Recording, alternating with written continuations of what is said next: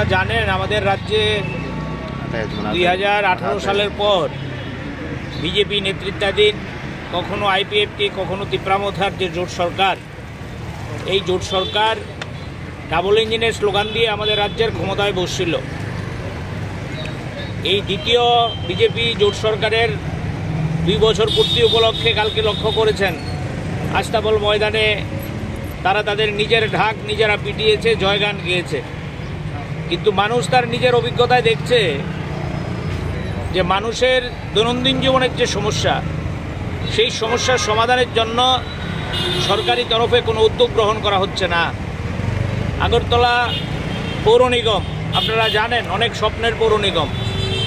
রাজ্যে বামফ্রন্ট সরকার যখন ছিল, এই বামফ্রন্ট সরকার এই পৌর নিগম সেখানে তৈরি করেছিল। সেই 10টি ওয়ার্ড থেকে শুরু করে আজকে 49টি ওয়ার্ড সেখানে আগরতলা পৌর নিগমে, এবং এটা পৌরসভা থেকে এটাকে কর্পোরেশনে রূপান্তরিত করেছিল।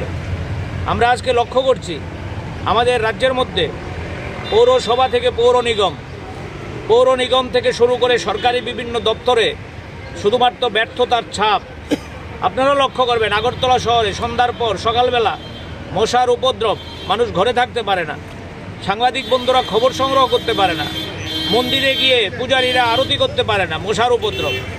ড্রেনের মধ্যে ময়লা, জল উপচে পড়ছে রাস্তায়, এবং আমরা লক্ষ্য করছি রাস্তা পরিষ্কার হচ্ছে না, জলের মধ্যে ময়লা আসছে। এক অভূতপূর্ব পরিস্থিতি আগরতলা পৌর নিগমের। এই অবস্থা দূর করার জন্য এবং রাজ্যের কাজ, খাদ্য, কর্মসংস্থানের দাবি নিয়ে আমরা সিপিআইএম সিদ্ধান্ত করেছি গোটা রাজ্যে ছোট ছোট করে মানুষের এই সমস্যাগুলি নিয়ে আমরা কখনো সরকারি কর্তৃপক্ষের, অফিসার কর্তৃপক্ষের কাছে, কখনো তাদের যে রাজনৈতিক কর্তৃপক্ষ তাদের কাছে আমরা ডেপুটেশনে যাব।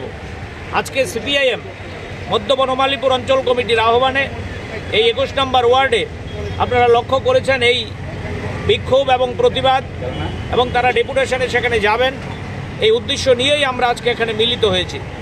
আমরা সাংবাদিক বন্ধুরা আপনারা এসছেন, আপনাদের মধ্য দিয়ে রাজ্যের মানুষের কাছে আহ্বান রাখতে চাই, সাধারণ মানুষের কাছে, তারাও যাতে আমাদের এই যে আন্দোলন, বিক্ষোভ, সমস্যা নিয়ে লড়াই, এই লড়াইয়ের পাশে এসে দাঁড়ায়। মানুষ ভয়ে মুখ খুলতে চাইছে না। মানুষ সমস্যা নিয়ে লড়াই করলে, আন্দোলন করলে তাদের উপর নানান কায়দায় আক্রমণ নামিয়ে আনা হয়। আপনারা শুনলে অবাক হবেন, আমাদের ধর্মনগরের মহকুমার একজন বিধায়ক শৈলেন্দ্রনাথ, ওনার আগর বাগানে সেখানে আগুন লাগিয়ে দিয়েছে। গত পরশুদিন নরসিংগড়ে সিপিআইএম সমর্থক দরদি একজনের বাড়ি পেট্রোল বোমা দিয়ে জ্বালিয়ে দিয়েছে। কেন? ওই আমাদের এই বিধায়ক রাজ্যের মানুষের সমস্যা নিয়ে রাস্তায় নেমে কথা বলেন। ওই নরসিংগড়ের বন্ধুটা আমাদের 29 তারিখ আগরতলায় প্রচুর লোকজন নিয়ে জমায়েতে এসেছিল, তাদেরকে টার্গেট করা হয়েছে। সুতরাং এই রাজ্যের মধ্যে যে অপশাসন, রাজ্যের মধ্যে এই ডাবল ইঞ্জিনের নামে যে স্বৈরশাসন, এই স্বৈরশাসন থেকে মুক্তির জন্য মানুষের জীবন যন্ত্রণা নিয়ে আমরা রাস্তায় নেমেছি, আমরা রাস্তায় থাকব। আপনারা জানেন আমরা মানুষকেই মনে করি তারাই হচ্ছে শেষ হাতিয়ার, তাদেরকে সঙ্গে করেই আমরা আমাদের লড়াই আন্দোলন এগিয়ে নিয়ে যাব। এবং আগামী দিনে এ রাজ্যে যেই জঙ্গলরাজ তৈরি হয়েছে, আগামী দিনে যেই আদাফেচি সন্ত্রাসের রাজত্ব তৈরি হয়েছে, এই সন্ত্রাসের বিরুদ্ধে এবং মানুষের দৈনন্দিন জীবনের সমস্যা নিয়ে আমরা লড়াই করেই এ রাজ্যের মানুষকে মুক্তি দেব। এ রাজ্যের নতুন দিন আনার জন্য আমরা ভূমিকা গ্রহণ করব। এই নিয়েই আমরা সিপিআইএম রাস্তায় নেমেছি।